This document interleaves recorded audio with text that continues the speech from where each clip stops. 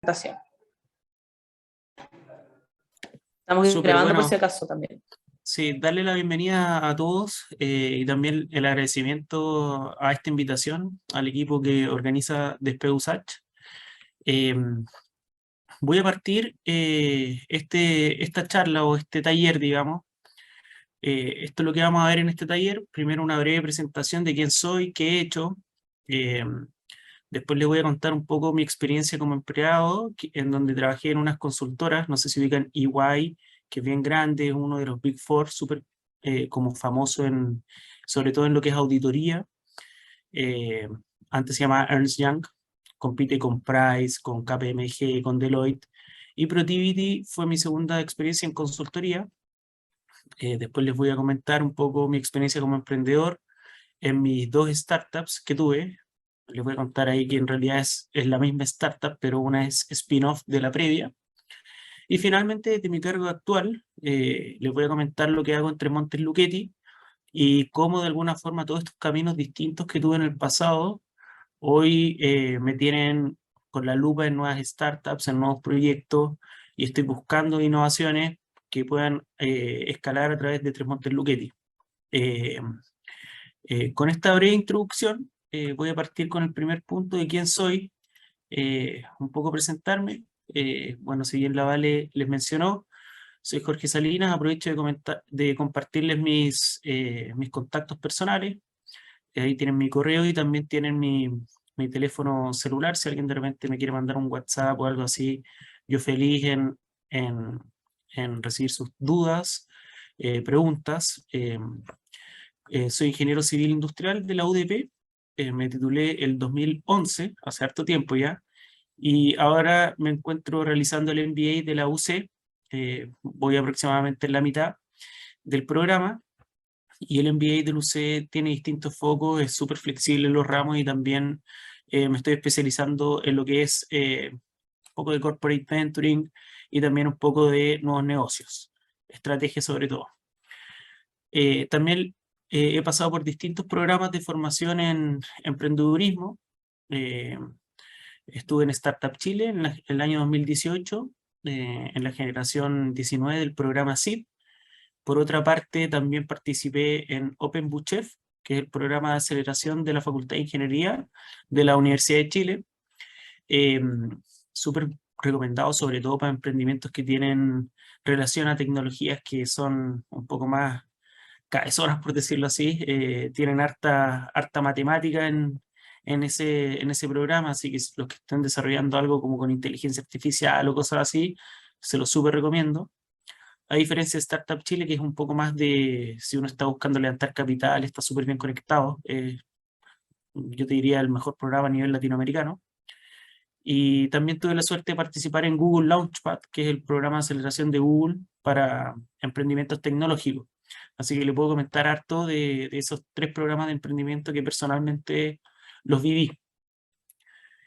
Finalmente, les cuento que en la actualidad, esto se lee de arriba para abajo, estoy entre Montes Luchetti, pero he pasado por todas esas distintas empresas, siendo específicamente, como les mencionó Valentina, Foodies, una startup personal, que ya les voy a contar un poco.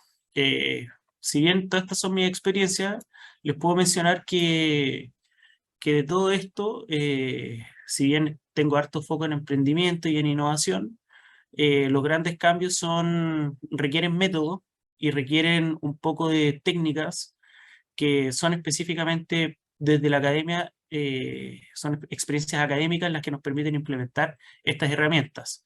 Este taller de Lidera tu Mercado que está organizando Despegusach, eh, yo vengo a aportarles desde mi experiencia, esto para que tengan claro, no es una clase, yo les voy a comentar sobre cómo yo desde mi perspectiva profesional, de alguna forma les puedo dar un impulso a sus proyectos para que eh, puedan plasmar y llevarlos al siguiente nivel, y eventualmente poder participar en alguno de estos programas de aceleración que son súper provechosos, no solamente tanto para su emprendimiento, sino que también es una tremenda experiencia personal poder participar en ellos. Por otra parte, todas las preguntas que tengan, si quieren las van dejando en el chat Y bueno, después con la Vale vamos a ir, bueno, vamos a ir juntando de a 5 o las preguntas que sean y las vamos a ir respondiendo. Así que lo que más quiero es que se sientan en confianza y yo estoy aquí para ayudarlos. Sé que es un tema bastante complejo, sobre todo cuando uno tiene una idea de cómo plasmarla, pero por favor siéntanse en confianza de escribir. Estoy, como les digo, les menciono, estoy acá para, vamos a tener esto ahorita para, y idealmente para que la aprovechen bien. Les voy a comentar un poco mi experiencia como empleado. Y esto es muy personal, digamos, pero como les mencioné, yo partí en esta empresa. Esta empresa trabajé en distintas áreas, pero sobre todo en valuation y business modeling. Ernst Young es una empresa consultora a nivel mundial. Yo partí trabajando en Chile en el área de TAS, que era Transaction Advisory Services o servicios de transacciones, en donde básicamente cuando una empresa quiere comprar otra empresa, como hemos visto el caso de LAN con TAM y así un montón de fusiones, adquisiciones, también de repente pasan lo que son las reestructuraciones societarias, que yo tengo una empresa y quiero vender una parte y ya me quiero salir de esta empresa, ¿y cuánto vale mi parte? Entonces, toda esa parte viene a lo que es una valoración de ese negocio y, y esta empresa me permitió entender bastante bien cómo funcionaba este tema de un poco de las acciones y de la compra y venta de empresas. A través de esta empresa también tuve la oportunidad de ser expatriado. Viví 3 años en Sao Paulo. Yo acá partí como trainee, ingeniero trainee, que es el primer cargo que uno parte, digamos, recién titulado. Eh, y cuando subí a consultor, se dio esta oportunidad y viví en Sao Paulo 3 años, en donde pasé por las posiciones de consultor y consultor senior, que era un cargo abajo de gerente ya. Eh, Participé en transacciones súper importantes, tanto a nivel sudamericano, foco sudamericano, por ejemplo, la compra del laboratorio Cherry Plaque a Eurofarma, que ahí tuvimos que hacer la valoración de distintas plantas, plantas productivas del negocio de farma. También pasé por negocios de mineros y por otra parte también el caso de Nestlé Waters con Aguas San Lorenzo en Brasil. Y bueno, acá vi y acá fue lo que me despertó las ganas como del bichito de emprender, porque vi muchos casos de empresas grandes que utilizaban startups y de alguna forma en esa época yo les digo que no habían tantos instrumentos como hoy.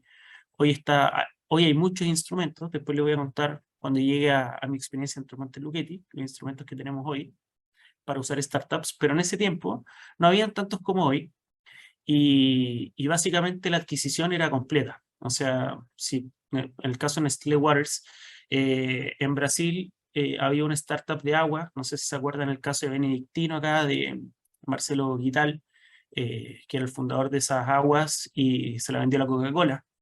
Esos casos que en Chile, si bien por ser un país que por tamaño poblacional y bueno, de economía, no tenemos tantos casos como ese, hemos visto que en el tiempo sí han habido cada vez más casos de, digamos, M&A, pero en Brasil y como desde Brasil en EY veíamos toda la región, me tocó participar en muchos de estos casos.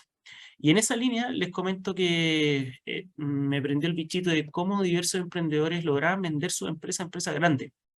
Y eso, bueno, fuera de lo que es la recompensa de cuando te compran la empresa, digamos que ya te pensionaste, digamos, también había un tema de un éxito personal, de que tu empresa fue vendida y adquirida por una empresa más grande, un logro profesional y también como emprendedor que muchos sueñan. Empezar a empaparme de esas historias me permitió conocerlo bien y bueno, también como estaba en otro país, estaba con otro idioma, estaba con otra cultura, me permitió también entender que los distintos negocios son dependiendo de las distintas culturas. Por ejemplo, las reuniones un viernes a las 3 de la tarde en Río de Janeiro no existen, la gente está en la playa. Y muchas reuniones de trabajo se hacían en la playa tomando una cerveza, por ejemplo, algo que en Chile jamás podría ser. Entonces, hay un tema cultural súper real que poco a poco en Chile nos estamos flexibilizando, pareciéndonos un poco más a la otra realidad sudamericana, pero las reuniones informales, por lo menos en esa época, en esos países como Colombia, como Brasil, eran bastante más usual tener ese tipo de reuniones. Hoy en día digamos, las reuniones en cowork, que después se toman una cerveza para hacer todo lo que es networking, hoy en día en Chile está mucho eh, más activo, pero en esa época era algo que no era muy activo. Viví allá 3 años, participé de distintas transacciones, como les mencionaba, y después se me dio básicamente una oportunidad de volver a Chile y, y así fue como volví a otra empresa consultora. Sin embargo, lo que les quiero transmitir de de esta experiencia es que básicamente acá aprendí 3 cosas que eran súper potentes, lo que me permitió vivir fuera de Chile y vivir esta experiencia estos 3 años solo en otro país, sin amigos, sin familia, fue que salir de la zona de confort es algo que siempre te va a ayudar. Estar incómodo les pongo el ejemplo, si yo agarro cada uno de ustedes y lo pongo al medio de Shanghái, se sentirían súper incómodos, pero no se van a morir y tienen que salir adelante de esa situación.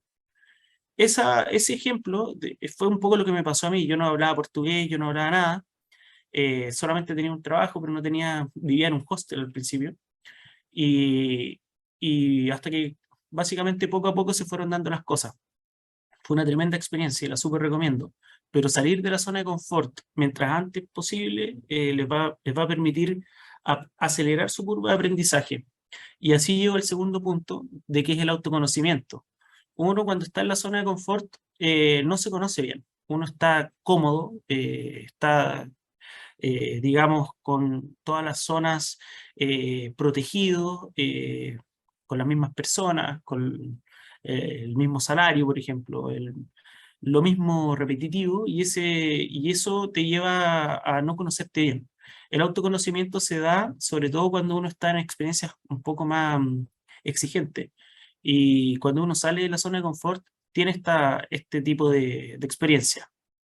Todas estas cosas yo las aprendí y todavía no, como no emprendí en esa época, no sabía que iban a ser tan relevantes cuando yo emprendiera, porque efectivamente cuando uno emprende se hace el salario y yo en esa época recibí un salario mensual, lo que me daba una tranquilidad financiera. Y esto también, como tercer punto, es un aprendizaje permanente. Las zonas de confort van cambiando, uno a veces se siente en lo que era incómodo antes, pasa a ser una zona propia de confort después, por lo tanto uno como que va conquistando ciertas zonas de confort y así va avanzando y va avanzando también en el autoconocimiento y cae en el embudo de lo que es el aprendizaje permanente. Eh, Después pasé a Protivity, básicamente porque tuve una oferta muy buena de trabajo acá en Chile para volver a hacer lo mismo. Protivity es una boutique consultora súper especializada, básicamente escoge sus trabajos. Y bueno, tuve la chance de volver acá, pero ya venía con el bichito de, pucha, conocí tantas startups, tanta gente, gente que lograba vender su empresa, eh, y eso me llamaba mucho la atención. Eh, lo que les quiero mencionar y este es el último punto de esta primera parte de experiencia como empleado, es que lanzarse a la piscina, tanto con distintas decisiones, no crean que va a ser algo que van a salir perjudicados. Lanzarse a la piscina es siempre algo que algo van a rescatar. Eh, Uno a veces piensa que se lanza a la piscina y la piscina no tiene agua, pero créanme que siempre, después cuando sale de la piscina de nuevo, eh, la piscina sí tenía agua y siempre hay algo que contar. Les voy a contar ahora, y entrando un poco más después de esta introducción, mi experiencia como emprendedor y cómo eso lo conecto con el pasado. Bueno, justamente como Valentina les mencionó, yo fui el CEO y fundador de Foodies. Foodies era una aplicación mobile, bueno, también tenía web, pero básicamente era un Uber de chefs. O sea, nosotros vinimos acá a digitalizar el catering Incluso hoy en día hay mucho catering que uno tiene que ir uno a uno. Nosotros de alguna forma teníamos servicios personales y bueno, así avanzamos. Pero la verdad es que cómo llegamos acá, nosotros, esto no partió de cero, esto viene de mucho análisis y en efecto, tanto análisis que es un spin-off de mi startup previa, que es Recomiendo. Recomiendo, les voy a contar un poco ahora de qué se trataba. La idea de Recomiendo nace el año 2016. El año 2016, en Chile, no sé si ustedes se acuerdan, pero existían estos dos players de pedir comida a domicilio, que Hambre y Menú Express. Hoy en día ustedes saben que hay otros actores, pero en esa época era un mercado que estaba totalmente en pleno desarrollo y pleno auge. No había una herramienta que digamos, agrupara a todos estos restaurantes y eran tan poco conocidas que normalmente uno se tenía que pedir una herramienta, o sea, un pedido directo en el restaurante. Pero después nosotros podemos ver que hoy en día, esto ya no era el año 2016, hoy en día existen estos actores que son gigantes. Pedido Ya, en efecto, adquirió Que Hambre y también entiendo que en Chile hubo una suerte de M&A con Globo, no sé si recuerdan esa. Y Menú Express, que era un competidor chileno que tuve la suerte de conocer al dueño, eh, hoy en día mantiene su restaurante y él había salido con esta idea, como tenía varios restaurantes, de tener una misma flota de deliveries. Entonces, él es uno de los pioneros con esto, pero obviamente después como llegaron estos especialistas, eh, hoy en día si uno dice comida a domicilio, no piensa en ninguno de estos tres, piensa en Pedido Ya, Rappi o Uber Eats. Entonces, la industria cambió mucho y estos cambios desde el año 2016 hasta hoy han sido impresionantes. Estamos hablando de casi 6 años o 6 años y en 6 años esto ha sido totalmente una nueva industria. Es impresionante el nuevo mercado. ¿Cómo partimos con Recomiendo? Nosotros teníamos un amigo que tenía un sushi. Este sushi está ubicado en la Florida. Yo, bueno, no tenía, tengo un amigo y es un muy buen amigo, que es el dueño de este restaurante. Y este es un restaurante que toda la vida ha sido solo delivery. Él básicamente está ubicado en una calle que se llama Avenida La Florida. Y, y bueno, él solamente funciona con el delivery y siempre, como lleva tantos años ahí, eh, él, digamos, atiende como a las mismas personas y se hizo su espacio. Y él siempre nos dijo, pucha, sabéis que en realidad me gustaría llegar a más personas. Y entonces, como nos comentaba esto, y bueno, yo por otra parte estaba con el bichito que les comenté de que, pucha, partir con una startup o algo así, dije, pucha, voy a escucharlo, voy a saber qué tiene que decir este dueño del restaurante. Por lo tanto, acá entramos como a la primera parte de este taller, que cuando uno quiere hacer un emprendimiento o entender de qué se trata algo, es súper importante entender dónde se inserta tu proyecto de emprendimiento.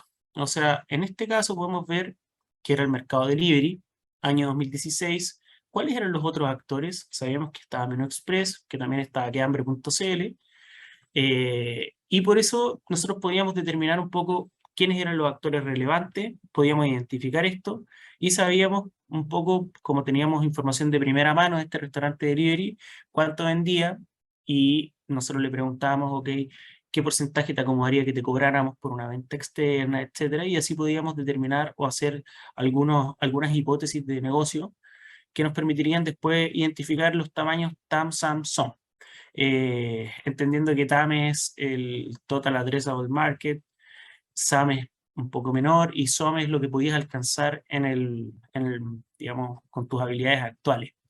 Yo les voy a decir honestamente que este tipo de métricas, si bien es importante que la tengan, son mucho más relevantes cuando uno quiere levantar capital.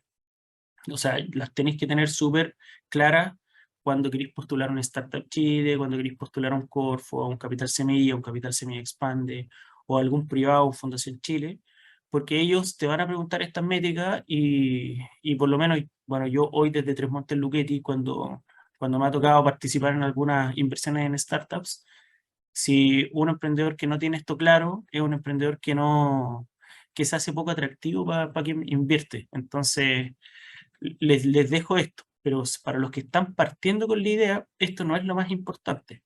para los que están partiendo, lo más importante es validar que la idea genera valor y que la gente lo usa y lo valora. Bueno, saliendo de esto, que es un poco la materia que yo les quería comentar y volviendo al caso, nosotros analizamos este restaurante en esa época y dijimos, encontramos 4 dimensiones. ¿Cuál es el principal dolor de este restaurante? Bueno, Sebastián, que es su dueño, nos mencionó, no tenía idea cuánto vende. Me decía, pucha, yo vendo, sé que compro, tengo un tema de abastecimiento, pero la suma y la resta y pagar el IVA y no sé qué, no tengo idea de cuánto gano. Y eso, aunque no lo crean, es súper habitual en este tipo de emprendimiento. Otro problema que era súper grave era que de repente, como no existían estas plataformas de delivery, le falló el motoboy. Y cuando le fallaba el motoboy, no tenía a quién, y bueno, él le decía a su papá si le podía ayudar para generar los despachos, entendiendo que esto es un emprendimiento y como este tipo de empresa está lleno. Obviamente quería vender más y también temas de abastecimiento tenía que normalmente, no sé, pues si el lunes le tenían que llegar 20 kilos de salmón, de repente no le llegaban el lunes, le llegaban el miércoles. Y ese tipo de problemas también sucede con este tipo de emprendimiento. Tampoco sabía muy bien contra quién competía, cómo se diferenciaba y cómo vendía. Él sabía que le vendía siempre a las mismas personas que lo conocían hace tiempo. De repente hacía campañas de flyers, pero no podía darle el seguimiento a quién le vendía, no tenía inteligencia, no tenía datos. Por lo tanto, también era un tema relevante en esa época. No sabía cuánto más podía crecer, qué tan grande era su mercado. Él solamente se dedicaba a hacer los sushi y hasta el día de hoy, aunque no me crean, él sigue siendo el sushi, el que prepara, digamos, él es chef de formación y él prepara sus productos. Entonces está como muy encerrado en la cocina, ¿no? No tiene esa visión un poco más de dueño de negocio. Y si bien el negocio ha crecido de manera orgánica, hoy en día sigue con capacidad de crecer. Eh, y con respecto a sus clientes, ¿quién le compra? Si bien él sabía que eran personas que él tenía, digamos, clientes cautivados, no los conocía bien, no podía decir si eran, en qué trabajaban, si eran deportistas, no tenía una segmentación propia de sus clientes, no sabía si eran recursivos, no tenía un programa de fidelización. Básicamente un emprendimiento de tomo y lomo que cuando alguien se tira a la piscina se enfrenta a estas preguntas, y estas preguntas, si ustedes lo ven bastante claro, son preguntas bastante comunes que le enfrentan tal vez a cualquier otro emprendimiento, salvo lo del motoboy, que es algo muy propio de un restaurante delivery. Las otras son preguntas que se pueden aplicar a cualquier otro emprendimiento. Por lo tanto, la verdad es que no era tan sorpresivo este tipo de preguntas. Por lo tanto, lo que dijimos fue, entremos un poquito más profundo. Entendiendo que él se posicionaba entre un cliente final y entre gente que le daba un abastecimiento, con respecto a su principal dolor en abastecimiento era el tema del stock y rentabilidad. A veces quería negociar, no podía negociar, le vendían muy caro, él no cambiaba mucho sus precios de venta y eso le afectaba el bolsillo. Problemas para él directo eran el problema de la información, que no sabía cuánto vendía, y también problemas con respecto a cuando el motoboy le fallaba, y con respecto al cliente final, temas de atraso y faltas de promociones. Eso era súper genérico. De todos estos problemas, cuando fuimos a evaluar dónde posiciona su negocio, nos dimos cuenta que era igual a la competencia, tanto en abastecimiento, o sea, esto le pasaba a otros sushis también, y con el cliente final también. Cuando fuimos a evaluar qué tan grande es tu mercado, los otros negocios de sushi igual a la competencia, con el abastecimiento y con el cliente final también. Y con respecto a los clientes, también nos dimos que eran igual a la competencia en abastecimiento y en cliente final. O sea, los problemas básicamente se centraron en la parte inicial de él. Y cuando nosotros le fuimos a preguntar específicamente cuál es tu dolor o qué es lo que más te duele, nos mencionó que los problemas con el motoboy, los problemas de atraso y las faltas de promociones. Si ustedes se fijan hoy en día, cuando ven estas aplicaciones de delivery, ¿qué es lo que te resuelven? Te resuelven el tema logístico y también un poco el tema promocional a través de estas aplicaciones. Uno se puede meter a Rappi y sabe que va a llegar alguien de Rappi y te va a traer eventualmente la promoción que se vende en Rappi. Entonces tienen este tipo de soluciones. Así nace Recomiendo. Nosotros intentamos abarcar esto. Este es un look and feel y creamos un sistema en donde era súper simple. Acá recibía un pedido, esta es la vista del restaurante, él lo aceptaba, lo rechazaba, incluso lo podía negociar. Hoy en día no se pueden negociar los precios de los restaurantes, por eso me da un poco de risa. Pero en ese tiempo nosotros pensamos, pucha, ¿sabes que lo podéis negociar, etcétera? Aceptar, si lo aceptaba pasaba un pedido en tránsito, acá colores del supermercado, rojo que ya tenéis que sacar este pedido, amarillo que te queda poco tiempo y verde que todavía tenéis tiempo. Y en ese tiempo, como no habían, él escogía entre sus propios despachadores, tenía 2 motos o una moto o 3 o las que tuviera, y él podía asignarle este pedido a un despachador propio de su negocio.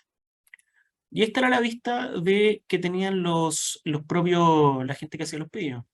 Básicamente el restaurante tenía un perfil, tenía un menú, la gente podía llegar y comprar. Y en recomiendo podían filtrar, si se fijan, el año 2016 esto era súper, si bien tenía otras apariencias en diseño, otro look and feel, igual habíamos creado algo que es similar a lo que pasa hoy día, que son los Rappi, etc.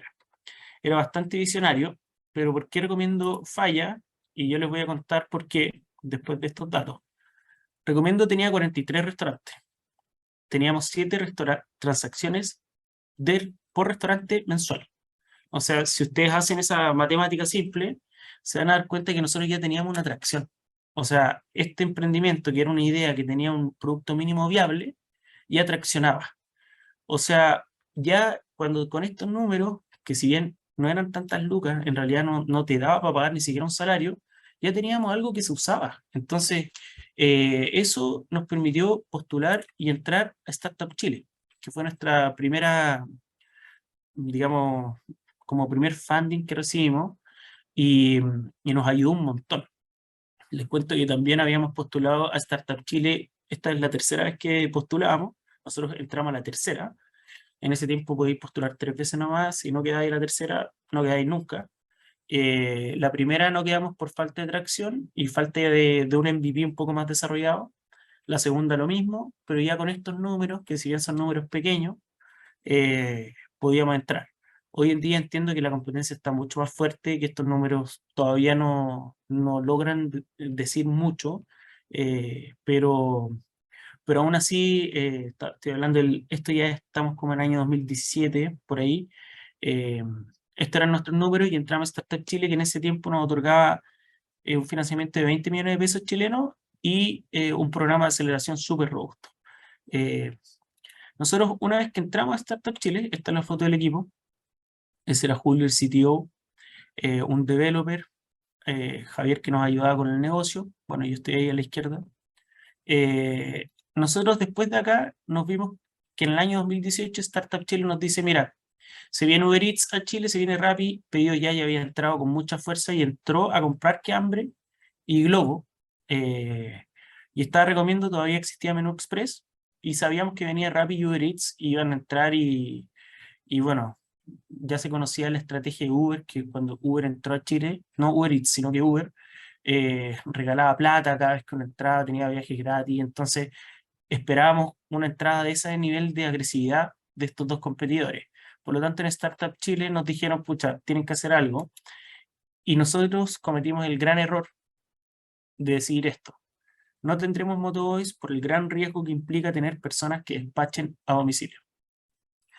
Yo les comento esto porque nosotros teníamos un miedo de contratar un motoboy y de que ese motoboy lo chocaran y se muriera, de que ese motoboy, no sé, llegara a tener que controlar esa logística, era algo que nosotros en ese momento nos equivocamos de no considerar. Pero también, por falta un poco de este tipo de charlas, de estas instancias, por lo mismo yo les quiero transmitir acá que en realidad no importa un poco lo que recomiendo quería. Acá lo que importaba era lo que el restaurante quería. Para el restaurante el tema del despacho era un gran problema. Por lo tanto, estas soluciones llegaron a solucionarles eso. Y eso fue lo que ellos valoraron. Y ellos generaron de esa manera más valor que nosotros. En Startup Chile nos dijeron, si ustedes quieren seguir con Recomiendo, se van y no los vamos a seguir aceptando. Por lo tanto, o hacen un spin-off o bien, o qué van a hacer. Recomiendo tiene que cambiar o va a morir. Entonces nos encontrábamos en esta encrucijada, no sabíamos para dónde ir y entramos en un proceso de spin-off. Y en este proceso dijimos, ok, sabemos que recomiendo, ayuda al restaurante delivery a llegar a las personas, a comer un sushi, a comer cualquier cosa así. eh, y más o menos en un periodo de un mes estuvimos con todos los consumidores, preguntándoles si probarían algo nuevo. Y así descubrimos que ellos estarían dispuestos a pagar más si la experiencia de un restaurante estuviera en su casa. Así que así generamos este nuevo desafío. ¿Cómo generar la experiencia de un restaurante en tu propia casa? A través de un delivery, nosotros pensábamos inicialmente. Pero después, cuando empezamos acá a ahondar en esto, teníamos una clave. Y este es un poco más de materia de este taller. Identificar y describir el segmento de cliente inicial de tu proyecto. Una vez que tú describes esto y tienes esta hipótesis, te hago la siguiente pregunta. ¿Cuál es tu estrategia para acercarte a ellos? ¿Cómo tú vas a llegar a este cliente? Esto es lo más inicial de todo.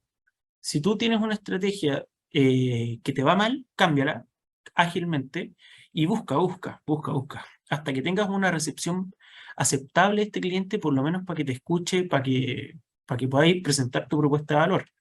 Esto es todo previo a que te compre. O sea, por eso les digo, yo entiendo que acá hay proyectos que están en fase un poco más inicial, por lo tanto, quiero hacer harto hincapié acá, porque estos procesos son, y acá hoy en día están muy de moda las metodologías como design thinking, temas de empatía con consumidor, de ponerte los zapatos del consumidor. Por lo mismo les digo, esta es la clave. Sí, Jorge, sí. para aprovechar, disculpe interrumpirte, Ujú. tenemos unas preguntas aquí para que hagamos el primer espacio de preguntas que tenemos. Súper. También voy a ir desmuteando a quienes las hicieron, así que para que Ujú. te puedan también decir. Primero, Catalina Ruiz te pregunta más al inicio de la charla, si bien el campo del emprendimiento es muy amplio, ¿cómo encontraste el sector que más te entusiasma? Bien, la verdad es que esa pregunta yo no la sabía en ese momento. Y hoy te digo que es donde tengo más experiencia, que en el sector de alimento y bebida. Pero en ese momento a mí y me entusiasmaba mucho la idea de emprender más que de emprender en, no sé, pues en alguna industria específica. Tampoco tenía mucha experiencia laboral.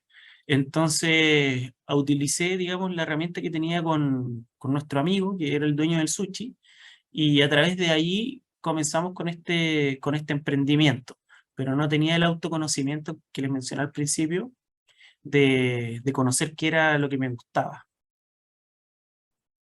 No sé si eso responde la pregunta. Ahí, no sé, Catalina Ruiz, si estás por ahí, si es que tienes otro Sí, gracias. comentario. Ah, buenísimo. Muchas gracias.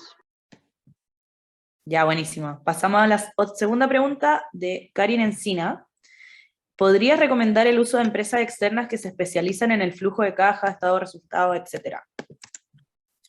Hoy en día yo considero que bueno, si digamos si tiene el flujo de caja que le permita utilizar ese tipo de herramientas y no es algo dañino, sino que te agrega valor, ideal. Ahora, si este tipo de herramientas que son externas las utilizas en tu producto que le vas a vender a alguien, por ejemplo, un software de administración y le ponís el botón de Transbank para no inventar un Transbank nuevo, un botón de pago, y agrega valor al cliente, de todas maneras. Eso. Yo aquí ¿puedo hablar? Sí, Que dale nomás. frente a lo que Jorge mira, es que principalmente porque yo veo eso, que hay muchas problemáticas con los emprendimientos en torno a llevar los flujos de caja, porque uno, como tú dices, tu amigo, al principio no sabía cuánto vende, cuánto empieza a llegar más clientes, entonces uno no sabe cómo llevar ese flujo de caja en el día a día, algunas veces no ingresó el valor. em, entonces yo he estado consultando, investigando en torno a ello y hay algunas empresas como, ay, no me acuerdo, Paxis, no me acuerdo, que está el chico este de Green Glass, que él promociona, está dentro de sus clientes, que tiene flujo de caja ahí. Y él dice que realmente le alivió mucho todo porque tiene resultados diarios, tiene resultados constantemente y más encima se puede planificar, ver cuáles son sus meses mejores. Entonces, algo que a uno le cuesta el Excel. Yo lo he hecho miles de veces, pero algunas veces el Excel uno se tupe, o tiene que pagar a otra persona. Entonces, por eso te preguntaba si es necesario al principio al emprender o nos sugieres otras metodologías. Sí, es súper relevante, Karin, porque inicialmente uno no tiene las lucas y está con una idea. Entonces, en el inicio, yo no lo recomiendo hasta que sea algo que sea un dolor de cabeza real. Green Glass lo utiliza, pero no partió desde cero utilizando este tipo de herramientas. Ahora, si van a ser herramientas que van a ser, por ejemplo, un costo por venta, en el caso de mi amigo del sushi, se abrió un e-commerce y puso un botón de pago por Transbank que te cobra un porcentaje por venta. Eh, eso sí es recomendable porque también te ayuda a validar si tu propuesta tiene tracción o no. Pero no es que él se va a poner a desarrollar un Transbank paralelo para él, para ahorrarse ese 3%. Digamos, si estás en una parte inicial, yo te sugiero cuidar harto tu flujo de caja, ser bien ordenado con tus ingresos, no despilfarrar los gastos, ser bien ordenado, y cuando ya esto sea un real dolor de cabeza, utilizar ese tipo de herramientas.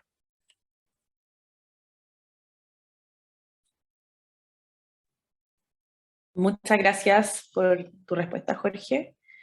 Vamos a ir con la siguiente pregunta de Víctor Cisternas. También, Víctor, si estás por ahí para que después te desmutees.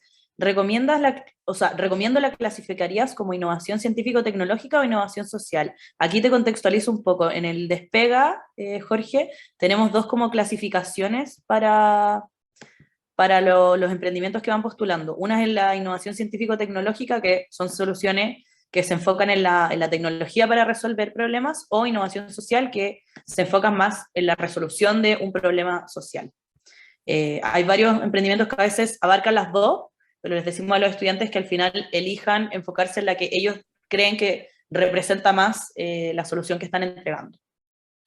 Sí, bueno, bajo esa definición yo creo que científico-tecnológica, entendiendo también en el contexto de que esta idea es año 2016, 17 y al 2018 muere, recomiendo.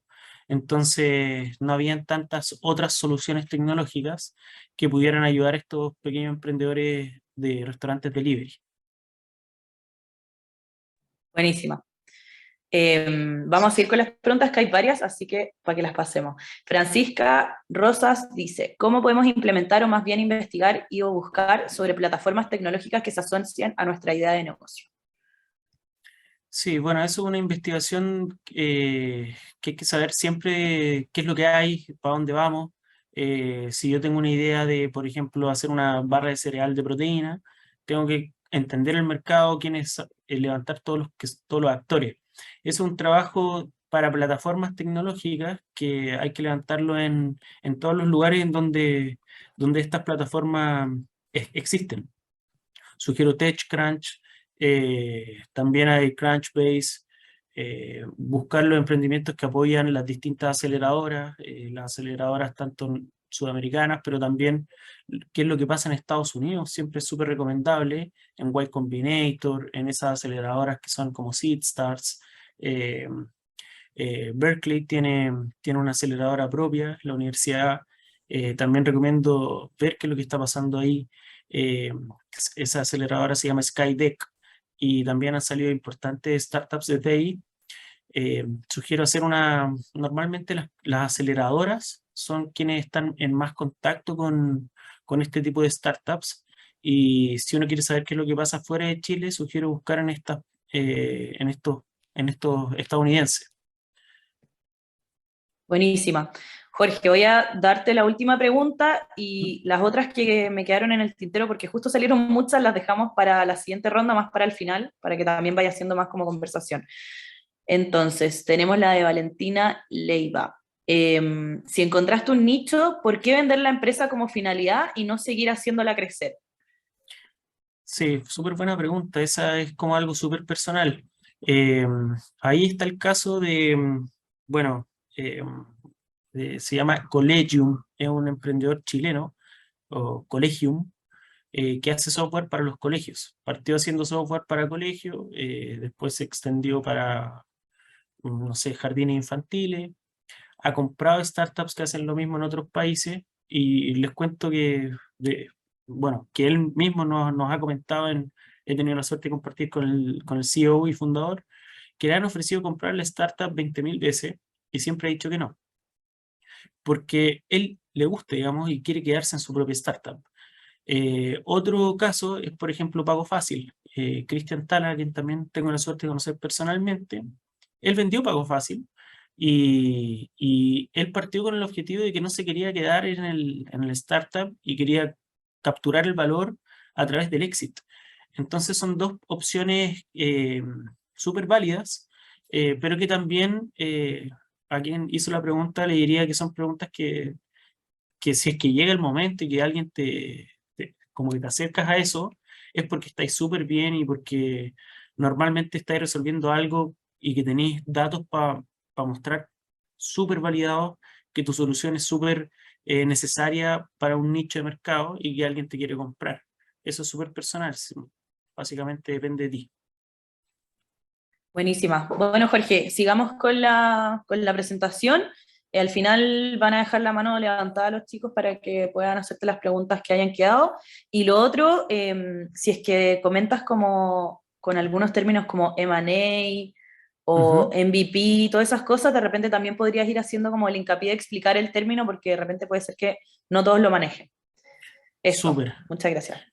Ya, gracias, Vale. Bueno, parto con ese comentario. M&A en inglés es una sigla que es Merge and Acquisitions, en español es fusiones y adquisiciones. Hay una última parte que normalmente se le agrega que es fusiones y adquisiciones y reestructuraciones societarias. Esto normalmente es cuando alguien quiere vender o cuando alguien quiere comprar o cuando una empresa justamente dice, pucha, me gustaría vender la empresa, pero ¿cuánto vale? Entonces ahí se acercan estas empresas para toda esa área de valoración de empresa. Es como un corredor de propiedades, pero en vez de ser corredor de propiedades, corredor de empresas. Venden empresas o partes de empresas.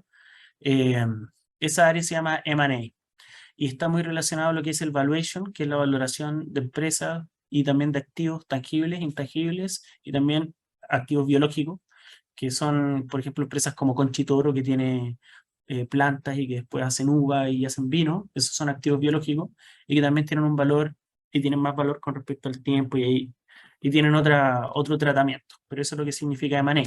Y MVP es Minimum Viable Product o Producto Mínimo Viable, que es básicamente la mínima expresión de tu idea de negocio que estratégicamente tú crees que podría traccionar. Voy a seguir con la presentación.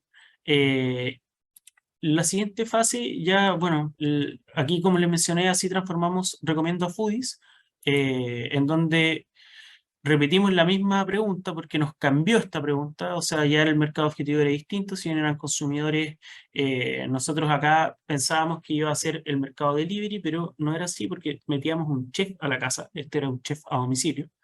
Eh, y básicamente así creamos el primer Uber de chefs. Esta plataforma nos permitía, digamos, que las personas tuvieran un momento similar a un restaurante en su propia casa. Y además, no solamente llevábamos al chef, sino que llevábamos todo lo que era vajillas, etcétera. Y también, por supuesto, toda la comida.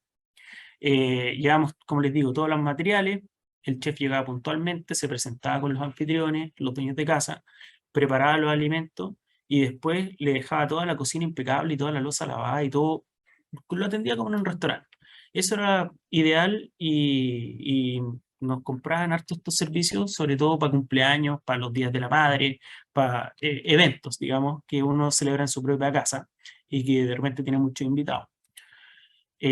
Para los chefs, básicamente los beneficios era que era como un Uber. Ellos podían trabajar, ellos decían, pucha, ¿cuándo puede trabajar? Y nosotros le pagábamos por servicio entregado. Ellos no tenían que comprar las cosas, las comprábamos nosotros.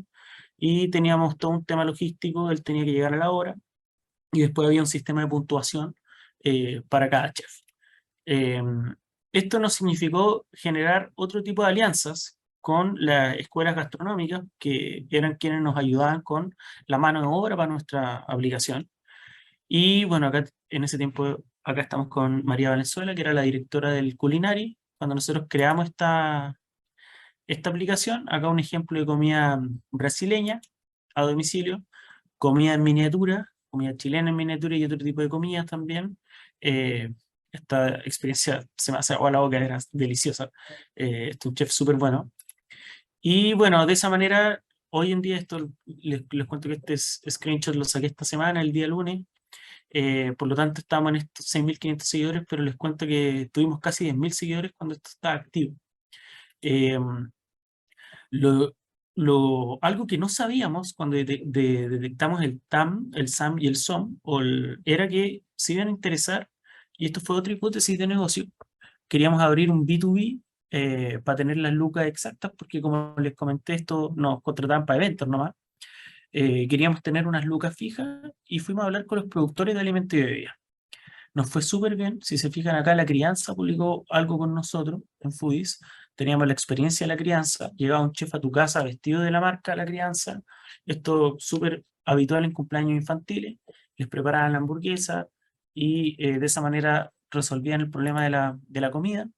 Acá teníamos una experiencia de la marca Stella Artois. Esta era una experiencia que era más cara, valía cerca de 32.000 pesos por persona, pero era cerveza bar abierto. Si se fijan, fíjense el nivel de detalle de esta experiencia. Esta es una foto real de algo que preparaban nuestros chefs. Por eso necesitábamos chefs que eran súper de renombre o chefs que supieran, no era que cualquier persona te iba a cocinar. Y de esa manera nosotros encontramos una beta B2B. Eso nos ayudó harto a tener un mejor flujo de caja. Las empresas, el dueño de La Crianza es AgroSuper, una empresa gigante, dueño de Super Pollo, Super Cerdo, Sopraval, La Crianza, Super Salmón y Viña Ventisquero también. Y por otra parte estaba Stella Artois, que los dueños son Cervecería Chile, que tienen un montón de otras cervezas como Becker, etc. Teníamos el negocio B2C, que solamente eran ingresos por evento, y el B2B, que era un ingreso que si bien también nos generaba un ingreso B2C, cuando alguien se pedía la experiencia Stella o la experiencia La Crianza, las mismas empresas, Cervecería Chile y AgroSuper, también nos pagaban por ejecutar este branding experience, que era como se los vendíamos a ellos, tener una experiencia con una marca en tu propia casa. Esto nos permitió dar el siguiente paso y levantar un poco más de capital. Entramos en Semilla Expande, que en ese momento eran cerca de 45 millones, y nos permitió dar el siguiente paso con la startup. Por eso les digo, y bueno, cuando empezaron a pasar estas cosas, empezamos también a tener un poco más de marketing. Acá el Banco BCI nos ayudó digamos, ellos siempre están buscando ciertas startups y nos ayudaron a esto. Salimos también en el EMOL, nosotros no pagábamos nada. Y acá llegó este es el mayor evento de la época que se llamaba FoodTech, en donde participaban como los principales emprendimientos relacionados al mundo food and beverage o de alimentos y bebidas. Acá estaba PopUp, que es una plataforma de gestión para restaurantes y para pubs y cosas así. Rodrigo Arias, el subgerente de innovación de AgroSuper. Bueno, este es el papá de Matías Muchnik, de Notco. En esa época solamente Notco tenía la Not Mayo, no sé si se acuerdan que partió con la Not Mayo, y en efecto no era muy buena. Hoy en día está súper mejorada. Y esta chica que era la animadora del evento, y básicamente este era digamos como que a partir de ahí nos fue mucho mejor. Sin embargo, seguíamos con el mismo problema de que nosotros, si bien utilizábamos la misma red, llegamos a los consumidores y logramos utilizar la plataforma de Recomienda y transformarla en Foodies, nosotros teníamos acá, funcionan bajo la misma modalidad de evento en casa, y eso, el tema de los eventos no nos daba el flujo de caja para poder, digamos, y aunque levantáramos capital, los eventos no nos daba el flujo de caja. No podíamos pagar todas las cosas, son hartos gastos. Y por otra parte, no era tan automatizado esto. Había muchas cosas, mucho plato, vajilla, mesas, manteles, copas, alimentos, cerveza, etc. Y de esa manera les quiero decir acá algo que personalmente para mí es súper importante para cuando ustedes hagan su propio emprendimiento.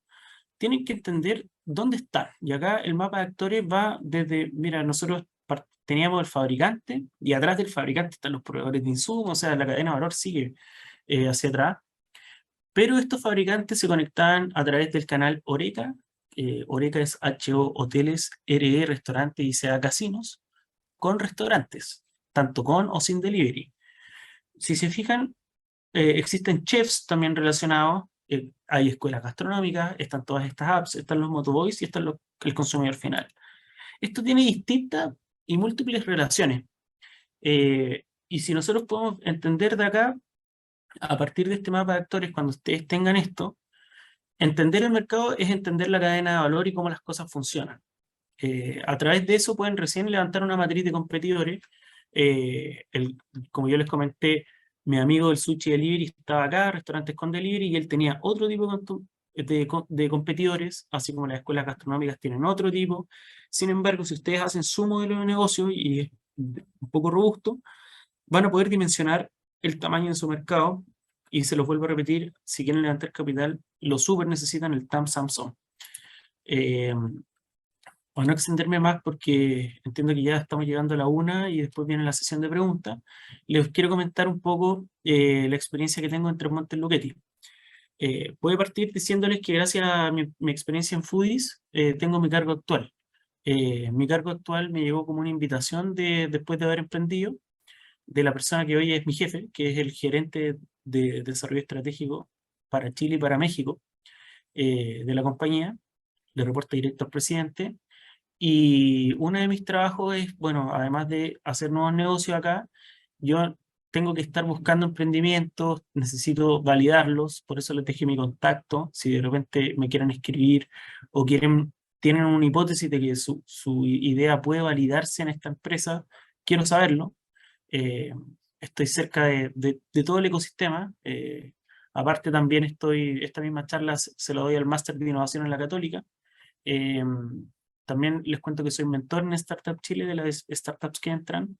También participo en el Youth Mentors, que es básicamente la selección de startups que entran. Y básicamente estoy a cargo de tendencias de consumidor, entendimiento de todo lo que está pasando en el mercado. Si sale algo, lo tengo que saber, tengo que ser el primero de que sabe todo lo que está pasando, sobre todo con nuestra área que es alimentos y bebidas, que es una área que aunque de repente no se crea, está en constante cambio. La gente está buscando un mundo más sustentable, eso nos pega directamente en temas energéticos para no contaminar. También el tema de los envases, que quieren envases reciclables, pro planeta, la legislación de los sellos, cada vez la gente prefiere alimentos más naturales, con menos sellos, y por lo mismo eso ha significado que salgan distintas startups, y también está la tendencia de sacar al animal de la ecuación, como vemos la startup Notco, que sacó al animal de la ecuación y hace productos de consumo masivo. Por lo mismo espero que esta charla les haya sido útil. Vuelvo a lo más importante, que es lo que les quiero transmitir, que está en este slide. Disculpen el desorden, pero quise ser bien gráfico. Entiendan dónde se paran, de repente pueden creerlo porque son hipótesis, y vean si es que ahí, en donde están, establezcan esta estrategia, sus hipótesis, y pruébenlas. Y pruébenlas hasta que la gente les diga que sí. O sea, si yo tengo una hipótesis de un negocio, ¿tú lo probarías? Y si te dicen sí, sí, sí, sí, sí, sí, ya perfecto, ya están. Y ahí dan el siguiente paso, porque eso les va a permitir traccionar y escalar. Si les dicen que no, perfecto también. Entiendan por qué les dicen que no y vayan después al siguiente cliente o prospecto con eso corregido y le proponen lo mismo. Si les dicen que no, hagan lo mismo una y otra vez. Y eso les va a permitir entender hacia dónde va el valor que ustedes están generando con su solución, y si es que alguien lo va a pagar, ¿cuánto pagaría? Si esto reemplaza algo, si están haciendo una nueva forma de hacer las cosas, etcétera. Eso es lo que les puedo comentar de esta charla, y bueno, dejarlos súper invitados a que hagan todas las preguntas que quieran, y bueno, también les voy a compartir mis contactos, mi celular y también mi correo. Eso. Muchas gracias, Jorge. Estuvo buenísima la charla. Salieron hartas preguntas. Voy a hacerte primero 3 que las dejaron escritas, y a Bien. medida que vaya diciendo sus nombres, chicos, también vayan desmuteándose y estén atentos para que vayan haciendo una pregunta sobre su pregunta si es que necesitan, o agradecer la respuesta. Alonso Moyano, ¿el cliente inicial es rígido en el sentido que nunca va a cambiar? El cliente inicial es algo que cambia todos los días. Uno tiene una solución pero fíjense que cada solución, y sobre todo si es como con base tecnológica o científica, es algo que todas estas soluciones están cambiando. Un ejemplo de esto es, bueno, tal vez es porque trabajo en el área, pero existen un montón de alimentos que día a día están cambiando. Las tendencias de alimentación son súper potentes. Hoy en día vemos que el sacar al animal de la ecuación no es, la gente igual sigue comiendo carne, pero poco a poco salen alternativas como las proteínas de hongo, las proteínas de células cultivadas, etcétera, que te proponen sabores muy similares y tener una experiencia organoléptica que poco a poco te permitiría sacar al animal de la ecuación. Yo lo que les digo es que lo más importante es estar con una empatía profunda, ponerse los zapatos de su cliente o consumidor, porque es él quien valía su propuesta de valor y es él quien cambia y hay que estar muy atento a todos esos cambios. Muchas gracias, Jorge. Voy con la siguiente de Montserrat Camacho. ¿Cómo cuantifico la demanda? Es una pregunta compleja. Eso, bueno, cuando ya se resuelve, por ejemplo, cuando uno ya tiene una demanda, a ver, si uno no tiene demanda, uno pronostica cero demanda, pero si uno tiene un poco de demanda, poco a poco uno puede hacer que esa proyección de demanda sea más razonable con respecto a los clientes que son similares a esa persona que ya te está comprando y también con respecto a tu músculo para vender. O sea, depende del tipo de emprendimiento que tengas, pero uno nunca puede dispararle a todo el mundo y a todas las personas del mundo. Uno siempre tiene unas restricciones ahí. A eso voy como el músculo de venta. eh, a través de ese, digamos, muñequeo, uno puede ir haciendo la demanda. Si me dan un poco más de antecedentes, podría profundizar un poco más. Ahí, Monse, no sé si estás por ahí, si es que quieres Sí, aquí profundizar, si estoy. no. Ah, ya, Ujú. buenísimo.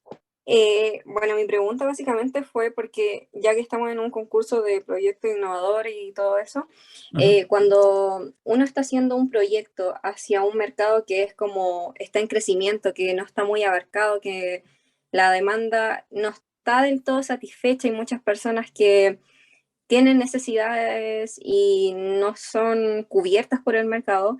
Entonces, ¿de qué manera yo puedo cuantificarlo? Porque si no existe algo como lo que yo quiero hacer, ¿cómo lo puedo cuantificar si no tengo datos históricos? Sí, mira, de nuevo, Monse, disculpa que te hable de alimentos, pero es lo que mejor me manejo y lo que más antecedentes tengo. En alimentos existen distintas tendencias nuevas. Te hablo, por ejemplo, la dieta keto. No sé si la has escuchado. Es una dieta que es la cetogénica, que se basa en un consumo alto en grasa y en proteína y disminuyendo el consumo de carbohidratos. Súper útil, por ejemplo, para las personas que quieren bajar de peso y seguir viviendo la misma vida, tomándose una copa de vino, otra cosa, etcétera. Ese tipo de dieta poco a poco ha generado, y sobre todo súper impulsada por el COVID, que hubo un aumento importante en la obesidad, que gente desee disminuir su peso y de esa manera este tipo de dieta y productos asociados al keto han ido creciendo en su representatividad. Eh, yo te diría que no existe un método para abordarlos directamente, pero sí existe estimaciones que tú podrías decir, sabes que esto existe en el mercado, es chico, pero en estos mercados que está más desarrollado ya tiene este tamaño. Por lo tanto, si ya tiene este tamaño en este mercado más desarrollado, para el mercado chileno yo estimo que podría llegar a capturar un porcentaje similar para nuestro mercado. Esa es la manera que te sugeriría para hacer una proyección de demanda. Ah, ya. Muchas gracias. De nada.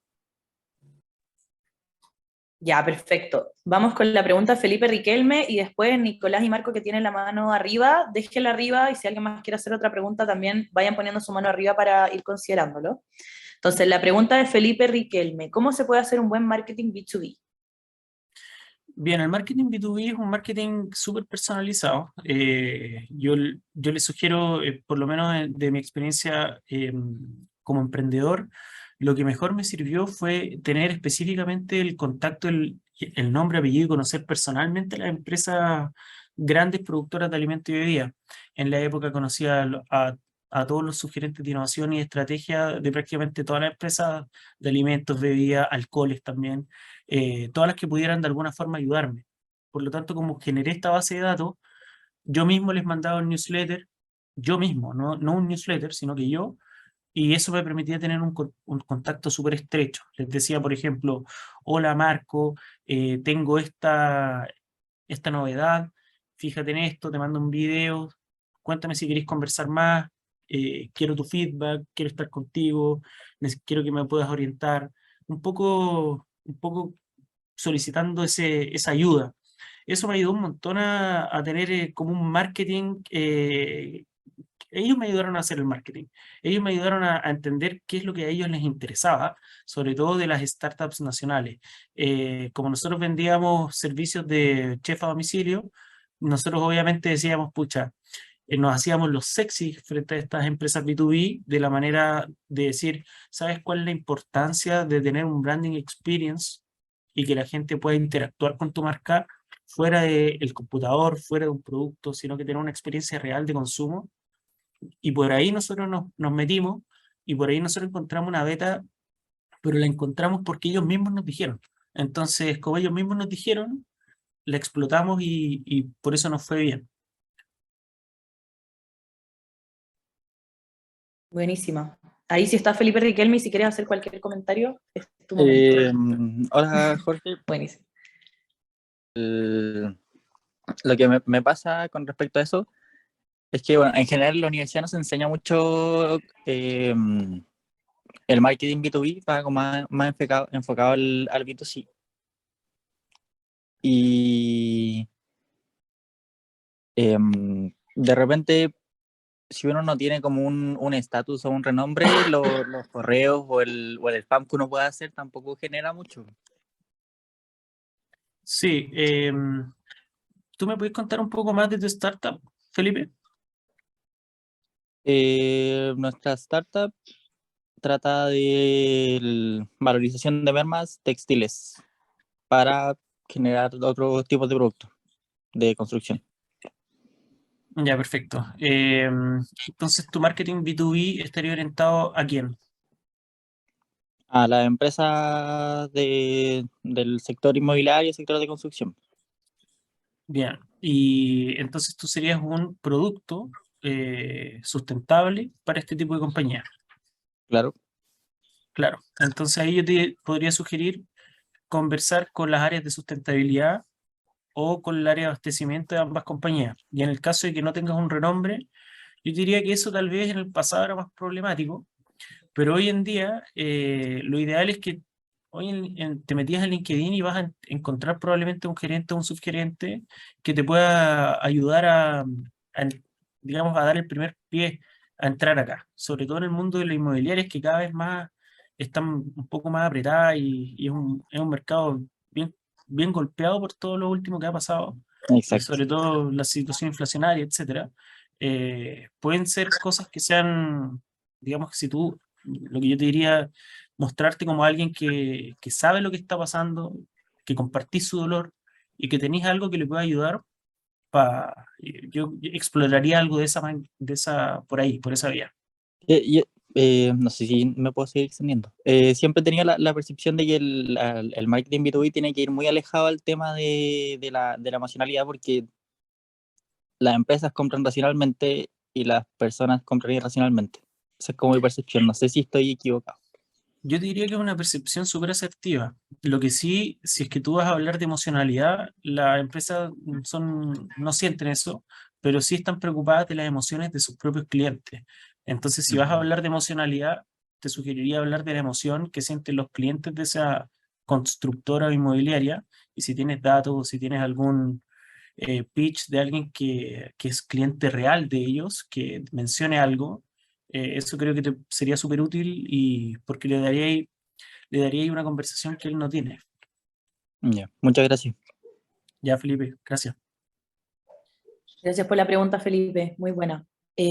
Ya tengo también a Valentina que pregunta si puedes explicar un poco más a fondo lo que es TAM, SAM, SOM y cómo identificar. Y antes de que la respondas también, chicos, vamos a mandar material igual. sobre esto y también en las asesorías podemos conversarlo. Pero feliz también de tener tu respuesta, Jorge. Sí, mira, específicamente les cuento que no soy profesor en esto, pero lo que sí sé es que TAM, SAM, SOM es de grande, digamos, TAM es todo el mercado global, a todo lo que puede llegar. El SAM es intermedio entre el SOM y el TAM. El SOM es con los recursos que tú actualmente tienes, con tu propia infraestructura, con tu propio músculo de venta, ¿a cuánto podrías llegar?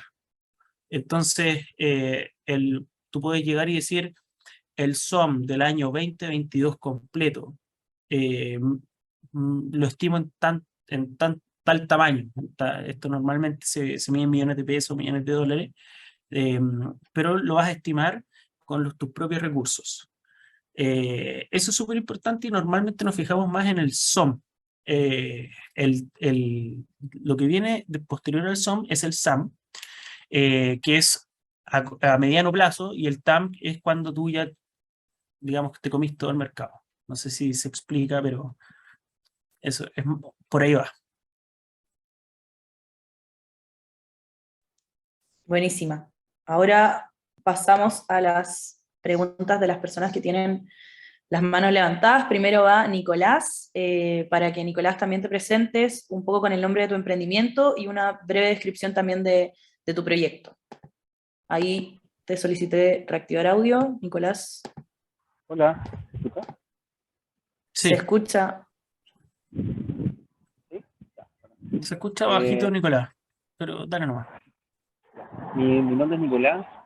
Estoy haciendo mi tesis como licenciado en bioquímica acá en Lucer. Mi emprendimiento todavía no tiene un nombre fijo porque yo creo que es un marketing que tenga que verse después, pero tiene que ver con la micorremediación y la micominería, que es un término que estoy acuñando yo ahora, con las propiedades de los hongos para eh, bioremediar el cementerio de la moda, que como se le dice, en anteoficio y en general generar soluciones con la industria textil, la creación de la ropa y quizás sacar como algún valor de origen minero a través de la propiedad que tienen los hongos para poder captar algunos tipos de metales que tienen un poco de interés en la minería. Y mi pregunta tiene que ver más cómo se le asigna el valor a una empresa que tenga estas características cuando no es un producto el que se vende, sino un servicio, y un servicio que no va hacia las personas, sino a las empresas, como por ejemplo Codelco o grandes marcas de ropa, para ayudar hacia la sustentabilidad, o gobiernos regionales, o municipios, cosas de ese estilo. ¿Cómo tú le asignarías el valor a algo?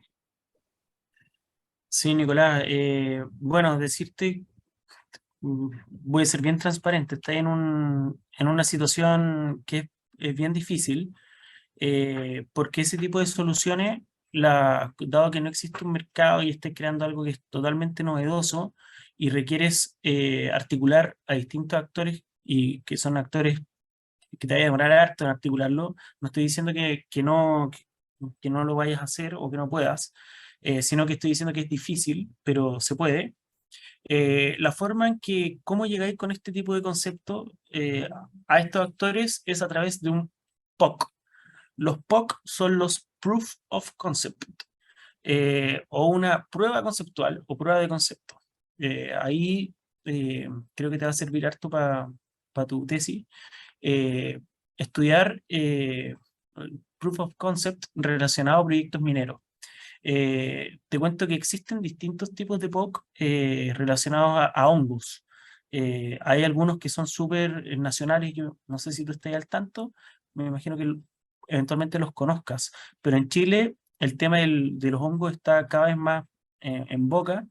Hay startups que hacen la Funger, por ejemplo, en alimento, la hamburguesa Funger. Está Mycobytes también, que también trabaja, es un buen caso que te sugiero que si podéis verlo, Mycobytes.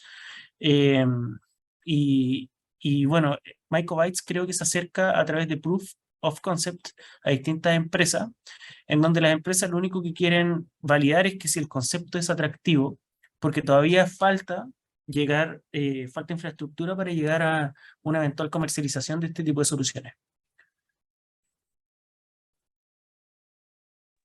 Muchas gracias, Jorge.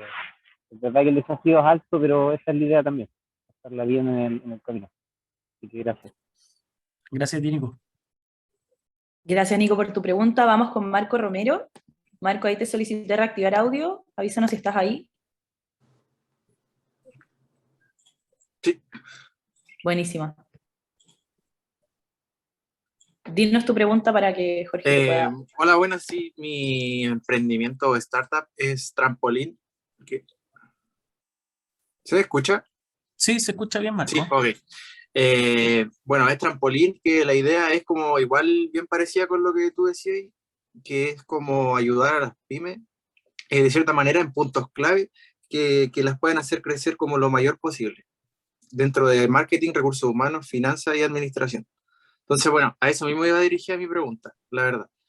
Que es como que, ¿qué punto crees tú, Jorge, que es como el principal movimiento quizás que se le podría haber generado al sushi, o que le generaron ese que decide tu amigo, en alguna de estas 4 áreas, que cause mayor impacto quizás, o un mayor crecimiento dentro del negocio, en marketing, finanzas, recursos humanos o administración? No sé si se entiende la pregunta. Creo que sí la entendí bien. Yo te podría decir, Marco, que es súper difícil hacer una solución que abarque todo. Claro. No, Sobre pero en lo todo, más específico, quizás en alguna de estas 4 áreas que te menciono. claro, cuando nosotros hicimos la investigación con el sushi, nosotros llegamos a que él valoraba el tema de no tener atrasos, que él no tuviera problemas con su Motoboy y que también sus propios consumidores querían más promocionalidad. Entonces, a través de esas respuestas, digamos, de los dolores del restaurante delivery, y cuando fuimos a conversar con los clientes de ese restaurante, dijimos, pucha, estos son los dolores, hicimos el match de ambos dolores, y a través de ahí generamos esta solución como un canal de venta externo, o sea, éramos como un vendedor de ellos externo, pero no le generábamos marketing digital ni nada de eso, solamente éramos una plataforma de venta externa. Ahora, Claro. el gran error que era el que les mencionaba era que no nos hicimos cargo de la logística.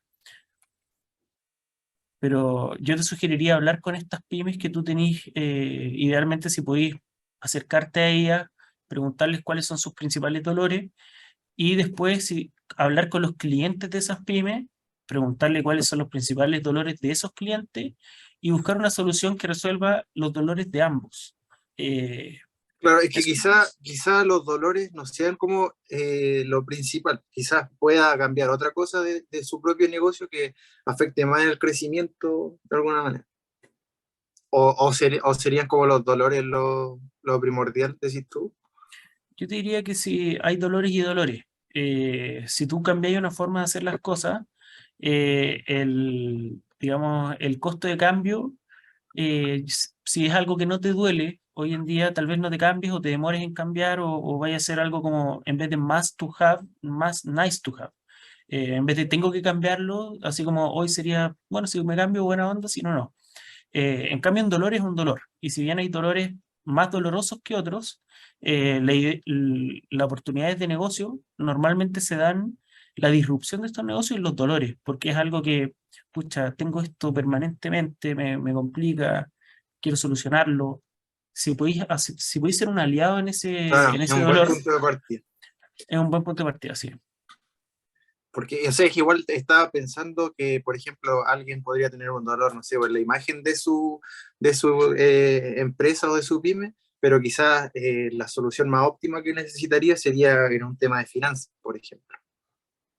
Ahí por eso te digo que puede que tenga varios dolores, pero tal vez el dolor más significativo sea el de finanzas en vez de la imagen, el logo que tenga. Claro, y sin que sepa quizás que eso le está causando un dolor. Eso es muy importante, por eso te conviene conversar y hacer todo el tema de empatía con esta pyme, y entender bien, dedícate harto a conversar con él y trate de ponerte en los zapatos de él, para entender bien cuáles son sus dolores. Ok.